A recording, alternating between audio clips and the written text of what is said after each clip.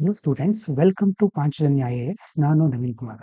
ಇವತ್ತಿನ ದ ಹಿಂದೂ ಪತ್ರಿಕೆ ವಿಶ್ಲೇಷಣೆಗೆ ನಿಮಗೆಲ್ಲರಿಗೂ ಸ್ವಾಗತ. ಮೊದಲನೇ ಮುಖ್ಯವಾದ ವಿಷಯ, India and US are working to finalise the interim mini trade deal by July 8, 2025 to prevent the automatic implementation of 26% reciprocal tariffs on Indian exports to the US, set to kick on July 9. Bharat ಮತ್ತೆ America US ನಡುವೆ ಒಂದು ಮಧ್ಯಂತರವಾದಂತಹ ಒಂದು ವ್ಯಾಪಾರ ಒಪ್ಪಂದವನ್ನ ಅಂತಿಮಗೊಳಿಸಲಿಕ್ಕೆ ಈಗ ಎರಡು ದೇಶದ ಮುಖ್ಯ ಪ್ರತಿನಿಧಿಗಳು ಮುಂದಾಗ್ತಾ ಇದ್ದಾರೆ. ಇದು ಸುಮಾರು ಜುಲೈ 9ಕ್ಕೆ ಜಾರಿಗೆ ಬರ್ತಾ ಇದೆ. ಇದರಿಂದಾಗಿ ಸುಂಕ ಮತ್ತು ಪ್ರತಿಸುಂಕ ಅಂತಂದ್ರೆ ಟ್ಯಾರಿಫ್ ಮತ್ತೆ ರೆಸಿಪ್ರೋಕಲ್ ಟ್ಯಾರಿಫ್ ಅಂತ ಎರಡು ಟರ್ಮ್ಗಳಿರುತ್ತೆ.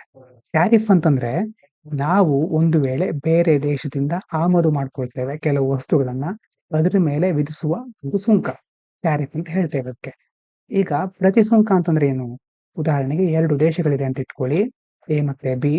ಈಗ ಎ ಏನ್ ಮಾಡ್ತಾ ಇದೆ, ಬಿ ಇಂದ ಆಮದಾಗ್ತಾ ಇರುವಂತಹ ವಸ್ತುಗಳ ಮೇಲೆ ಸುಂಕಗಳನ್ನ ವಿಧಿಸುತ್ತೆ, ಟ್ಯಾರಿಫ್ ಅನ್ನ.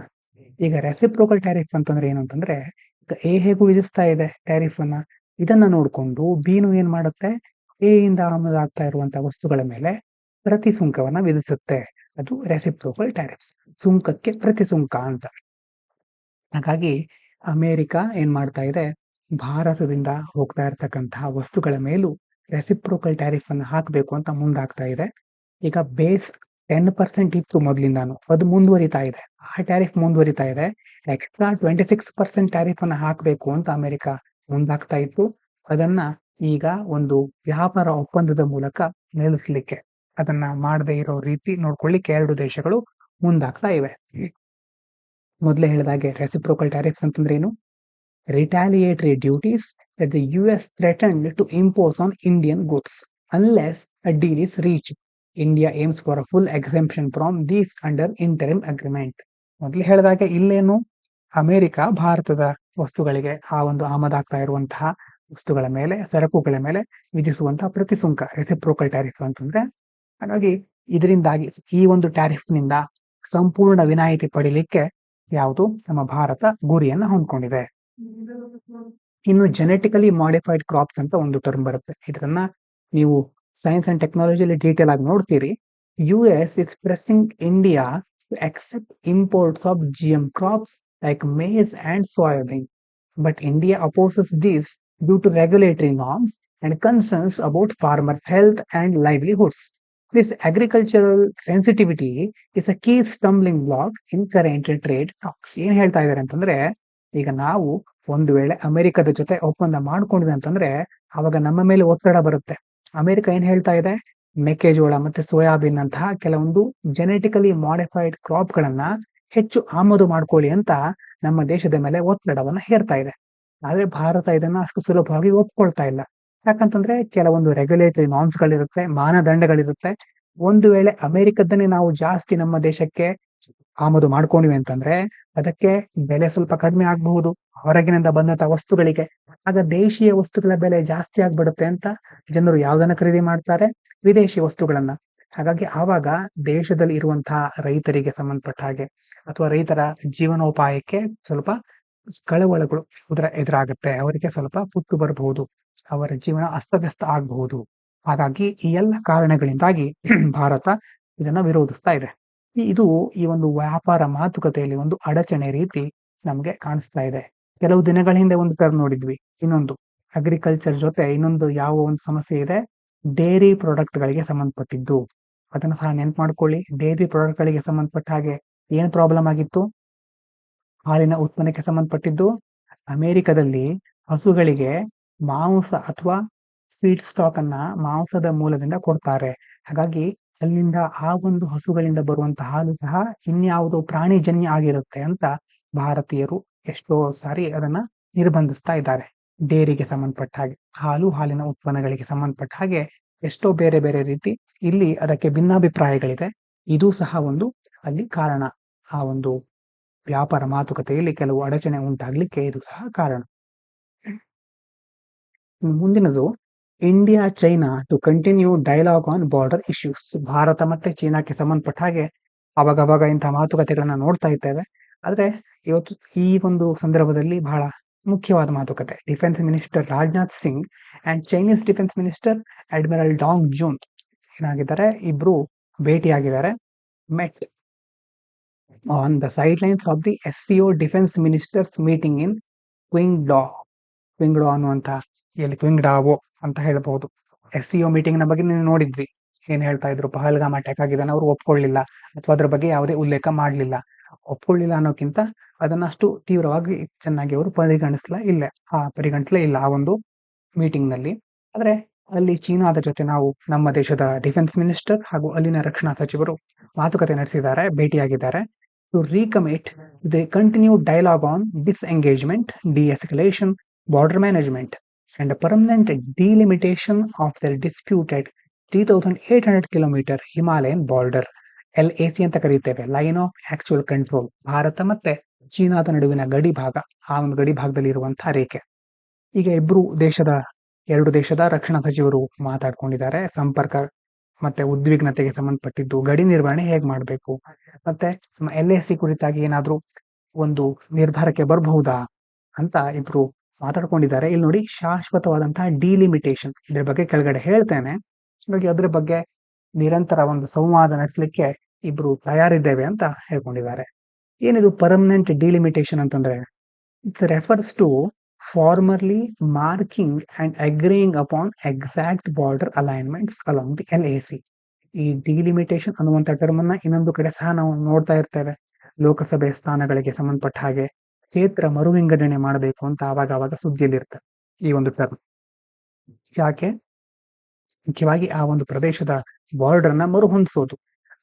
ಅದೇ ರೀತಿ ಇಲ್ಲೂ ಸಹ ನಮ್ಮ ಮತ್ತು ಚೀನಾ ನಡುವಿನ LAC ಇದೆಯಲ್ವಾ, ಅದನ್ನ ಇನ್ನಷ್ಟು ಆ ಒಂದು ಗಡಿಯನ್ನ ಕರೆಕ್ಟ್ ಆಗಿ ಔಪಚಾರಿಕವಾಗಿ ಗುರುತಿಸೋದು ಮತ್ತೆ ಎರಡು ದೇಶಗಳು ಒಪ್ಕೊಳ್ಳೋದನ್ನ ಮಾಡ್ಲಿಕ್ಕೆ ಈ ಶಾಶ್ವತ ಕ್ಷೇತ್ರ ಮರುವಿಂಗಡಣೆಯನ್ನ ಮಾಡ್ಲಿಕ್ಕೆ ಮುಂದಾಗಿದ್ದಾರೆ.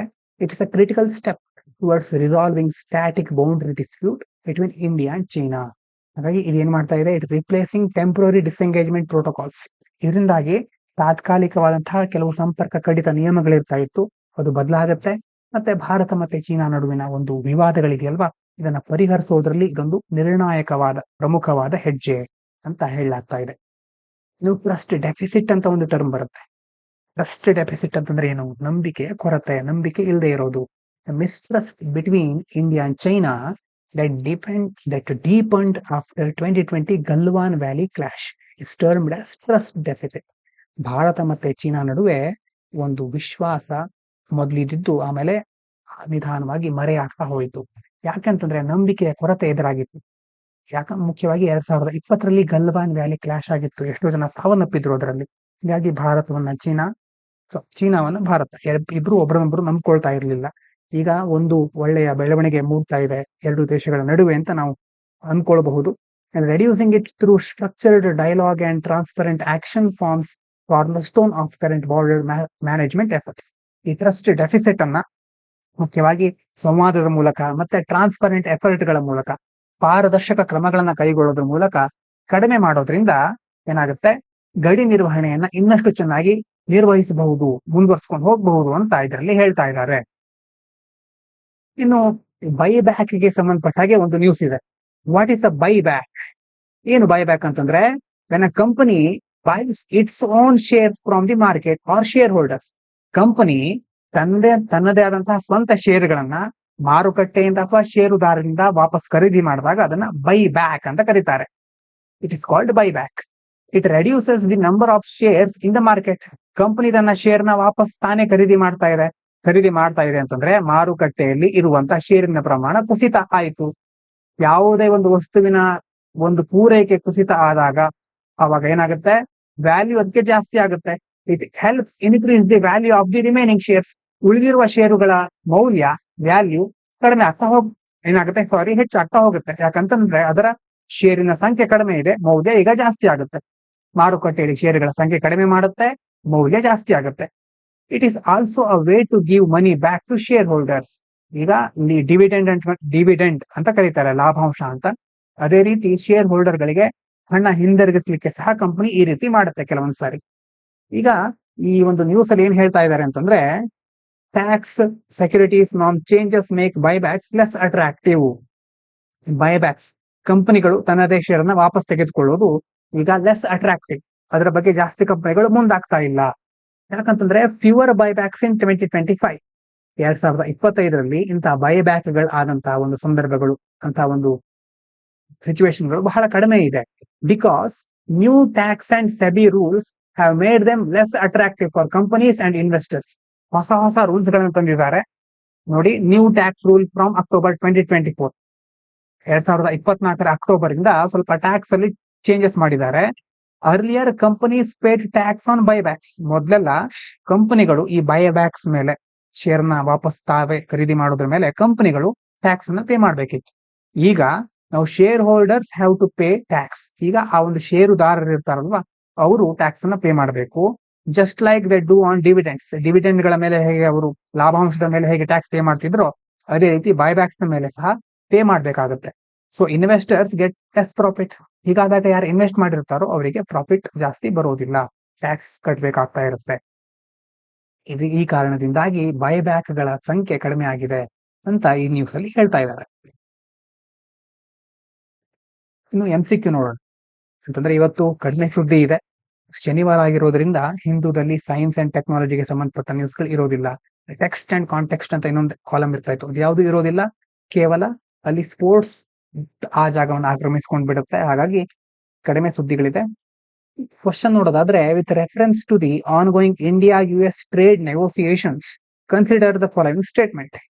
The reciprocal tariff proposed by the US will come into effect only if a trade deal is not finalized before July 9, 2025. ಹೌದಾ? July 9, 2025ಗೆ ನಮ್ಮ ಟ್ರೇಡ್ ಡೀಲ್ ಫೈನಲೈಸ್ ಆಗಿಲ್ಲ ಅಂತಂದ್ರೆ ಆವಾಗ ರೆಸಿಪ್ರೋಕಲ್ ಟ್ಯಾರಿಫ್ಸ್ ನಮ್ಮ ಮೇಲೆ ಅಪ್ಲೈ ಆಗುತ್ತೆ ಅಂತ ಹೇಳ್ತಾ ಇದ್ದಾರೆ. India is seeking a partial exemption from the proposed US tariffs under the interim deal. US extra tariff ಅನ್ನ ಹಾಕ್ತಾ ಇರೋದ್ರ ಮೇಲೆ ಇಂಡಿಯಾ ಸೀಕಿಂಗ್ ಪಾರ್ಷಿಯಲ್ ಅಂತ ಹೇಳಿದ್ದಾರೆ. ಪಾರ್ಷಿಯಲ್ ಅಂತಂದ್ರೆ ಸ್ವಲ್ಪ ಮಾತ್ರ ಸಾಕು ಎಕ್ಸೆಂಪ್ಟ್ ಮಾಡೋದು ಅಂತ. ಈ ಸ್ಟೇಟ್ಮೆಂಟ್ ಕರೆಕ್ಟ್ ಅಂತ ಅನ್ಸುತ್ತಾ ನೋಡಿ. Genetically modified crop import is non tariff issue that has emerge as hurdle in the trade discussion. GM genetically modified, ಅದ್ರ ಬಗ್ಗೆ ಡಿಸ್ಕಸ್ ಮಾಡಿದೀವಿ. ನಾನ್ ಟ್ಯಾರಿಫ್ ಸುಂಕೇತರ ಅಂತಂದ್ರೆ ಸುಂಕವನ್ನ ಬಿಟ್ಟು ಬೇರೆ ಅದಕ್ಕೆ ಸಂಬಂಧಪಟ್ಟಂತಹ ಒಂದು ಸಮಸ್ಯೆ ಇದು ಅಂತ ಹೇಳ್ತಾ ಇದ್ದಾರೆ. ಆ ಸಮಸ್ಯೆಯಿಂದಾಗಿ ಟ್ರೇಡ್ ಡಿಸ್ಕಷನ್ ಚೆನ್ನಾಗಿ ಆಗ್ತಾ ಇಲ್ಲ, ಕೆಲವೊಂದು ಅಡಚಣೆ ಆಗ್ತಾ ಇದೆ ಅಂತ ಹೇಳಿದ್ದಾರೆ. ಎಷ್ಟು ಸ್ಟೇಟ್ಮೆಂಟ್ ಕರೆಕ್ಟ್ ಆಗಿದ್ರೆ ಇದರಲ್ಲಿ? Only 2. 1 is correct. Reciprocal tariff will be implemented if no deal is reached before July 9. Correct ಇದು. ಎರಡನೇ ದಿನ ಕರೆಕ್ಟ್ ನೋಡಿ. ಯಾಕಂತಂದ್ರೆ India is seeking full exemption, not partial. ನಾವು 26% ಟ್ಯಾರಿಫ್ ಹಾಕ್ತೇನೆ ಅಂತ ಹೇಳಿದ್ರಲ್ವಾ, ಕಂಪ್ಲೀಟ್ ಆಗಿ ನಮ್ಗೆ ಎಕ್ಸೆಂಪ್ಷನ್ ಬೇಕು. ಆದ್ರೆ ಬೇಸ್ 10% ಮೊದಲಿಂದ ಬರ್ತಿರೋದು ಮುಂದುವರಿತಾ ಹೋಗುತ್ತೆ. ಟ್ಯಾರಿಫ್ ಎಕ್ಸ್ಟ್ರಾ ಹಾಕ್ತೇನೆ ಅಂತ ಹೇಳಿತ್ತು US ರೆಸಿಪ್ರೋಕಲ್ ಟ್ಯಾರಿಫ್ಸ್ ಅನ್ನ, ಅದರಿಂದ ನಮ್ಗೆ ಕಂಪ್ಲೀಟ್ ಆಗಿ ಎಕ್ಸೆಂಪ್ಷನ್ ಬೇಕು ಅಂತ ನಾವು ಹೇಳ್ತಾ ಇದ್ದೇವೆ. 3 is also correct. GM crop import is a non-tariff regulatory issue obstructing progress. ಇದು ಟ್ಯಾರಿಫ್ ಅಲ್ಲ, ನಾನ್ ಟ್ಯಾರಿಫ್. ಟ್ಯಾರಿಫ್ ಅಂತಂದ್ರೆ ಸುಂಕಗಳಿಗೆ ಸಂಬಂಧಪಟ್ಟಿದ್ದು, ನಾನ್ ಟ್ಯಾರಿಫ್ ಅಂತಂದ್ರೆ ಸುಂಕಗಳಿಗೆ ಸಂಬಂಧಪಟ್ಟಂತ ಸಮಸ್ಯೆ ಅಲ್ಲ, ಅದ್ರ ಬಿಟ್ಟು ಬೇರೆ ಬೇರೆ ಸಮಸ್ಯೆ ಎದುರಾಗ್ತಾ ಇದೆ. ಅದರಲ್ಲಿ GM ಕ್ರಾಪ್ ಸಹ ಒಂದು. ಇನ್ನು ಮುಂದಿನದು, ದ ಟರ್ಮ್ ಪರ್ಮನೆಂಟ್ ಡೆಲಿಮಿಟೇಷನ್ ಅಥವಾ delimitation used in the context of India China boundary dispute most appropriately implies. ಏನ್ ಹಾಗಂದ್ರೆ ಪರ್ಮನೆಂಟ್ ಡಿಲಿಮಿಟೇಷನ್ ಅಂತಂದ್ರೆ ನೋಡಿ, restoration of traditional boundary treaties signed during the colonial period. ಹಿಂದಿನ ಕಲೋನಿಯಲ್ ಪೀರಿಯಡ್ ನಲ್ಲಿ ಮಾಡ್ತಾ ಒಂದು ಟ್ರೀಟಿ ಸೈನ್ ಮಾಡಿದ್ರೆ ಅದನ್ನ ಮತ್ತೆ ಈಗ ರಿಸ್ಟೋರ್ ಮಾಡೋದು, ಆ ಒಪ್ಪಂದವನ್ನ ಮತ್ತೆ ಜಾರಿಗೆ ತರೋದು ಅಂತ ಮೊದಲನೇ ಸ್ಟೇಟ್ಮೆಂಟ್ ಹೇಳ್ತಾ ಇದ್ದಾರೆ. Creation of a buffer zone on both sides of line of actual control. ಎರಡು ದೇಶಗಳ ಒಂದು ಗಡಿ ಭಾಗದ ಅಲ್ಲಿ ಒಂದು ಬಫರ್ ಝೋನ್ ಕ್ರಿಯೇಟ್ ಮಾಡೋದು. ಅಲ್ಲಿ ಎರಡು ದೇಶದ ಸೈನಿಕರು ಇರ್ತಾರೆ, ಒಂಥರ ಮಿಡ್ಲ್ ಮೆನ್ ತರ ಇರ್ತಾರಲ್ವಾ ಈಗ ಒಂದು ಮಾರ್ಕೆಟ್ ಅಲ್ಲಿ, ಆ ರೀತಿ ಬಫರ್ ಝೋನ್ ತರ ಕ್ರಿಯೇಟ್ ಮಾಡೋದು. ಇದ್ರ ಬಗ್ಗೆ ಡೀಟೇಲ್ ಆಗಿ ನೋಡ್ತೀರಿ ನೀವು ಡಿಫೆನ್ಸ್ ಅಲ್ಲಿ, ಇಂಟರ್ನ್ಯಾಷನಲ್ ರಿಲೇಷನ್ ಅಲ್ಲಿ. ಹಾಗಾಗಿ ಅದ್ರ ಬಗ್ಗೆ ಹೇಳ್ತಾ ಇದ್ದಾರೆ ಇಲ್ಲಿ. ಈ ಸ್ಟೇಟ್ಮೆಂಟ್ ಕರೆಕ್ಟ್ ಹಾಗಾದ್ರೆ. ಮೂರನೇದು, replacement of temporary disengagement mechanisms which agreed upon border demarcation. Temporary disengagement ಇತ್ತು, ಅದನ್ನ ಒಂದು ಬಾರ್ಡರ್ ಡಿಮಾರ್ಕೇಶನ್ ಅನ್ನ, ಹೊಸದಾಗಿ ಗಡಿಯನ್ನ ಅಥವಾ ಆ ಗಡಿಯನ್ನ ಇನ್ನಷ್ಟು ಕರೆಕ್ಟ್ ಆಗಿ ರೂಪಿಸೋದು, ಎರಡು ದೇಶಗಳು ಒಪ್ಕೊಳ್ಳೋದು ಅದ್ರ ಮೇಲೆ, ಆ ಒಂದು ಗಡಿಯ ಬಗ್ಗೆ. ಅಗ್ರೀಡ್ ಅಪಾನ್ ಅಂತಂದ್ರೆ ಎರಡು ದೇಶಗಳು ಪರಸ್ಪರ ಒಪ್ಪಿಗೆಯಿಂದ ಗಡಿಯನ್ನ ನಿರ್ವಹಿಸುವುದು ಅನ್ನೋದು ಮೂರನೇದು. ಇನ್ನು rotation of border management responsibilities under SCO multilateral charter. SCO ಬಗ್ಗೆ ಇಲ್ಲೇನಾದ್ರೂ ಡಿಸ್ಕಸ್ ಮಾಡಿದ್ವಾ? SCO ಮೀಟಿಂಗ್ ನಲ್ಲಿ ಅವ್ರ ಮೀಟಿಂಗ್ ಅಂತಂದ್ರೆ SCO ಒಂದು ಸಭೆಯಲ್ಲೇ ಅವ್ರು ಮೀಟ್ ಆಗಿದ್ದು ಹೌದು, ಆದ್ರೆ ಬಾರ್ಡರ್ ಮ್ಯಾನೇಜ್ಮೆಂಟ್ ರೆಸ್ಪಾನ್ಸಿಬಿಲಿಟಿಯನ್ನ SCOಗೆ ವಹಿಸೋದು ಅಥವಾ ಅದಕ್ಕೆ ಸಂಬಂಧಪಟ್ಟ ಹಾಗೆ ನಾವು ಡಿಸ್ಕಸ್ ಮಾಡಲಿಲ್ಲ. ಉತ್ತರ ಇದಕ್ಕೆ C, replacement of temporary disengagement mechanisms with agreed upon border demarcation. ನೋಡಿ, permanent delimitation refers to formalising the LAC. LAC ಅನ್ನ ಫಾರ್ಮಲೈಸ್ ಮಾಡುವುದು ಥ್ರೂ ಮ್ಯೂಚುವಲಿ ಅಗ್ರೀಡ್ ಡಿಮಾರ್ಕೇಶನ್. ಗಡಿಯನ್ನ ಎರಡೂ ದೇಶಗಳು ಒಪ್ಪಿಕೊಂಡಂತಹ ಒಂದು ಆಧಾರದ ಮೇಲೆ ಆ ಒಂದು ಗಡಿಯನ್ನು ನಿರ್ಧಾರ ಮಾಡುವುದು. Moving beyond temporary protocols. ಈಗ ಟೆಂಪರರಿ ಆಗಿ ಎಷ್ಟೋ ನಿಯಮಗಳನ್ನ ನೀತಿಗಳನ್ನ ಪರಸ್ಪರ ಮಾಡ್ಕೊಳ್ತಾ ಇದ್ದಾರೆ. ಟೆಂಪರರಿ ಆಗಬೇಡ, ಪರ್ಮನೆಂಟ್ ಆಗಿ ನಮಗೊಂದು ಡಿಲಿಮಿಟೇಷನ್ ಬೇಕು, ಕ್ಷೇತ್ರ ಮರುವಿಂಗಡಣೆ ಆಗ್ಬೇಕು ಅನ್ನೋ ರೀತಿ ಇದೆ. ಮುಂದಿನದು, with reference to the share buybacks consider the following statements. Buyback leads to reduction in the number of shares available in the market. ಹೌದಾ? ಕಂಪನಿ ಬೈಬ್ಯಾಕ್ ಮಾಡಿದ್ರೆ ಮಾರ್ಕೆಟ್ ನಲ್ಲಿ ಇರುವಂತಹ ಶೇರ್ಗಳ ಸಂಖ್ಯೆ ಜಾಸ್ತಿ ಆಗುತ್ತಾ ಹೆಚ್ಚಾಗುತ್ತಾ? ಇಲ್ಲಿ ಹೇಳ್ತಾ ಇರೋದು ರಿಡಕ್ಷನ್ ಅಂತ ಹೇಳ್ತಾ ಇದ್ದಾರೆ, ಕಡಿಮೆ ಆಗುತ್ತೆ ಅಂತ ಹೇಳ್ತಾ ಇದ್ದಾರೆ. ನೋಡಿ, buybacks can result in increase in the value of remaining shares. Buyback ಮಾಡಿದ್ರೆ ಉಳಿದಿರುವಂತಹ ಶೇರ್ಗಳ ವ್ಯಾಲ್ಯೂ ಇನ್ಕ್ರೀಸ್ ಆಗುತ್ತಾ ಕಡಿಮೆ ಆಗುತ್ತಾ? Under the new tax regime effective from October 2024, companies pay the tax on buybacks instead of shareholders. ಮೂರನೇ statement ಪ್ರಕಾರ ಹೊಸ rules ಬಂದಿದೆಯಲ್ವಾ, ಆದ್ರೂ ಏನ್ ಹೇಳ್ತಾ ಇದೆ, ಕಂಪನೀಸು ಟ್ಯಾಕ್ಸ್ ಅನ್ನು ಪೇ ಮಾಡ್ತಾರೆ, ಶೇರ್ ಹೋಲ್ಡರ್ಸ್ ಮಾಡೋದಿಲ್ಲ ಅಂತ ಮೂರನೇ ಸ್ಟೇಟ್ಮೆಂಟ್ ಅಲ್ಲಿ ಹೇಳ್ತಾ ಇದ್ದಾರೆ. ಎಷ್ಟು ಕರೆಕ್ಟ್ ಇದರಲ್ಲಿ? Only 2. 1 and 2 are correct. Buybacks reduce shares, ಹೌದು. ಇನ್ಕ್ರೀಸ್ ದಿ ಶೇರ್ ವ್ಯಾಲ್ಯೂ, ಮೂರನೇದು ಇನ್ಕರೆಕ್ಟ್. ಯಾಕೆ? October 2024 ರೂಲ್ಸ್ ಏನ್ ಹೇಳುತ್ತೆ, shareholders pay tax on buybacks. Shareholders ಗಳು ಏನ್ ಮಾಡ್ತಾರೆ, ಬೈಬ್ಯಾಕ್ಸ್ ಮೇಲೆ ಟ್ಯಾಕ್ಸ್ ಅನ್ನ ಪೇ ಮಾಡ್ತಾರೆ, ಕಂಪನಿಗಳು ಮಾಡೋದಿಲ್ಲ. ವೊಕ್ಯಾಬ್ಯುಲರಿ ನೋಡೋಣ ಇವತ್ತಿಂದು. As the monsoon clouds draped ಅಥವಾ draped themselves across the sky. Monsoon clouds draped ಅಂತಂದ್ರೆ ಇಡೀ ಒಂದು ಆಕಾಶದಲ್ಲಿ ಆ ಒಂದು ಮಾನ್ಸೂನ್ ಮೋಡ ಸುತ್ತುವರ್ಕೊಂಡಿತ್ತು, ಅಲಂಕರಿಸಿಕೊಂಡಿರೋದು, ಹೊದಿಸೋದು ಅಂತ ಸಹ ಅರ್ಥ ಇದೆ. The river's flow begin to ebb ಅಂತಂದ್ರೆ ಇಳಿಮುಖ ಆಗೋದು. ಆ ನೀರಿನ ಹರಿವು ನಿಧಾನವಾಗಿ ಇಳಿಮುಖ ಆಗ್ತಾ ಇತ್ತು, ಹರಿಯೋದು. Revealing more of its rocky bed. ಯಾವಾಗ ಆ ನೀರಿನ ಹರಿಯುವುದು ಕಡಿಮೆ ಆಗುತ್ತೋ, ಅಲೆಗಳು ಕಡಿಮೆ ಆಗುತ್ತೋ, ಅದರ ತಳದಲ್ಲಿರುವಂತಹ ಒಂದು ಕಲ್ಲುಗಳು ಸಹ ಕಾಣಿಸ್ಲಿಕ್ಕೆ ಶುರು ಆಗುತ್ತೆ. ಎಬ್ ಅಂತಂದ್ರೆ ಇಳಿಮುಖ ಆಗೋದು. Old man known for his vitriol ಅಂತಂದ್ರೆ ಬಿಟರ್ನೆಸ್, ಹಾರ್ಶ್ ಕ್ರಿಟಿಸಿಸಮ್, ಕಟು ಟೀಕೆ ಮಾಡೋದು.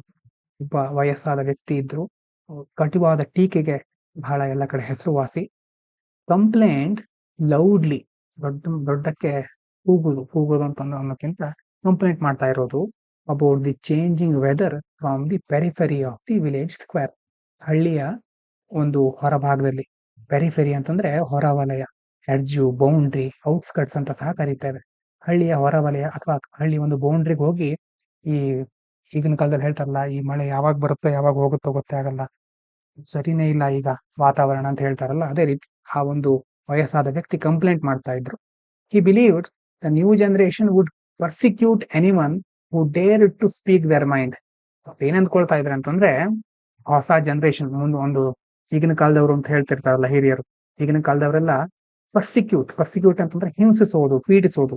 ಆಪ್ರೆಸ್, ಹರಾಸ್, ಗವರ್ಮೆಂಟ್ ಅಂತ ಸಹ ಅರ್ಥ ಇದೆ. ಯಾರಾದ್ರೂ ತಮಗೆ ಅನ್ಸಿದನ್ನ ಹೇಳಿದ್ರೆ ಅವರನ್ನ ಹಿಂಸಿಸ್ಬಿಡ್ತಾರೆ ಅಂತ ಅವರು ನಂಬ್ಕೊಂಡಿದ್ರು. ಇಷ್ಟು ಇವತ್ತಿನ ವೊಕ್ಯಾಬ್ಯುಲರಿ. ಇನ್ನು ನಾಳೆ ಭಾನುವಾರ ಆಗಿರೋದ್ರಿಂದ ಹಿಂದೂ ಅನಾಲಿಸಿಸ್ ಇರೋದಿಲ್ಲ, ಸೋಮವಾರ ಅದನ್ನ ಕಂಟಿನ್ಯೂ ಮಾಡ್ತಾ ಮತ್ತೆ ಸೋಮವಾರ ಸಿಗೋಣ. ಎಲ್ರಿಗೂ ಧನ್ಯವಾದಗಳು. ಇದು ಪಾಂಚಜನ್ಯ IAS.